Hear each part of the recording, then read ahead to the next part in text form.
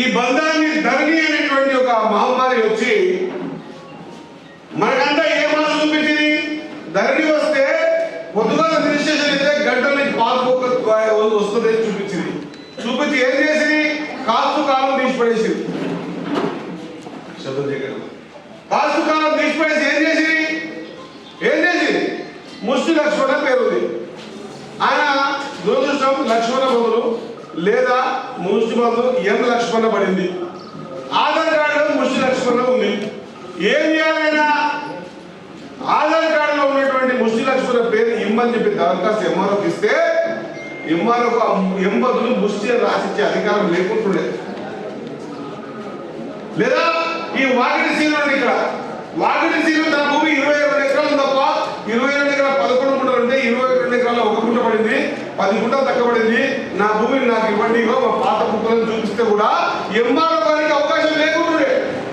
ఏం చేస్తుంది ఎంఆర్ఓ గారు? ఈ ధరణి వచ్చిన తర్వాత ఎవరికి అధికారం లేదే. ఏం చేయాలనుకుంటే కలెక్టర్ గారే చేయాలి. వీళ్ళిద్దరిపై దరఖాస్తు పెట్టుకుని ఒక పేరు మార్పిడి కావాలా లేకపోతే ఒక ఎక్స్చేంజ్ తప్పదని చెప్పి దరఖాస్తు పెట్టుకుంటే ఆ దరఖాస్తును ఈయన గారు ఎంఆర్ఓ గారు ఎక్కడ పంపించాలి? కలెక్టర్ ఆఫీస్ పంపించాలి. పంపించి ఏం చేయాలి? ఆడ కలెక్టర్ గారు అది ఏలుముద్ర పెడితే ఓపెన్ అవుతుంటే ఆ దరఖాస్తు మీద ఆ ఏలుముద్ర ఓపెన్ చేసి ఇది పేరు తప్పుందా, ఇది ఎక్స్టెంట్ తప్పుందా, అయితే పంచనామా పంపించాలని చెప్పేసి మళ్ళీ ఆ ఫైల్ ఎక్కడ పంపించాలి? మాగనూరు ఎంఆర్ఓకి పంపించాలి. ఇక్కడ ఏం చేయాలి? పంచనామా చేయించి చేయించిన కన్నా ఎంఆర్ఓ గారికి అధికారం ఉందా? లేదు.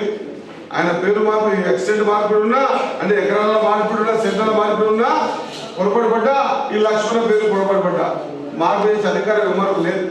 ఇది పంచనామా చేసి మళ్ళీ ఎంఆర్ఓ ఎక్కడ పంపించాలి? కలెక్టర్ పంపించాలి. ఆడ పోయిన తర్వాత పంచనామా చూసి కలెక్టర్ గారు మళ్ళీ ఏడు పెట్టి ఓపెన్ చేసి దీన్ని సరిచేయని చెప్పి మళ్ళీ పంపిస్తే ఎంఆర్ఓ గారు ఆ రికార్డులు ఎక్కించి కలెక్టర్ గారు ఇన్ఫార్మ్ చేస్తే మళ్ళీ కలెక్టర్ ఏడు పెడితే అప్పుడు సీలు భూమి సీలు కరెక్ట్ ఎక్కుతుండే, లక్ష్మణ భూమి లక్ష్మణకి ఎక్కుతుండే. ఇది ఒకప్పటి బాధ. ఈ బాధ చూడలేమగా మన ప్రియతమ ముఖ్యమంత్రి రేవంత్ రెడ్డి గారు పాదయాత్ర చేస్తున్నప్పుడు రైతులు చెప్పిన సమస్య అంతా ధరణి గురించి ఎక్కడ చెప్పారు. ధరణిలో ఇట్లా జరిగింది.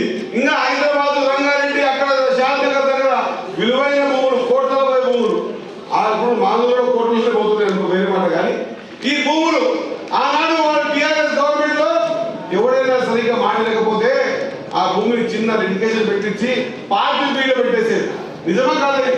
పార్టీ మీద పెట్టేస్తే ముస్లిం నెత్తి కొట్టుకున్నా సీలు నెత్తి కొట్టుకున్నా కూడా పార్టీ మీద చేసే అధికారం ఎవరికి లేకపోతుండే. పార్టీ మీద ఎవరు చేయాలి? ఎంఆర్ఓ అధికారం లేకుండే, ఆర్డీఓ అధికారం లేకుండే, జాయింట్ కలెక్టర్ అధికారం లేకుండే, కలెక్టర్ గారికి కూడా ఖచ్చితంగా కోర్టు నుంచి వస్తే తప్ప అధికారం లేకపోతుండే. ఎందుకు పెట్టినా ముస్లింలకు ఒక్కోసారి ముస్లింలకు భూమి కనిపించకపోతుండే, సీలుని ఎక్సెంట్ కనిపించకపోతుండే, అడిగే పరిస్థితి లేకుంటుండే.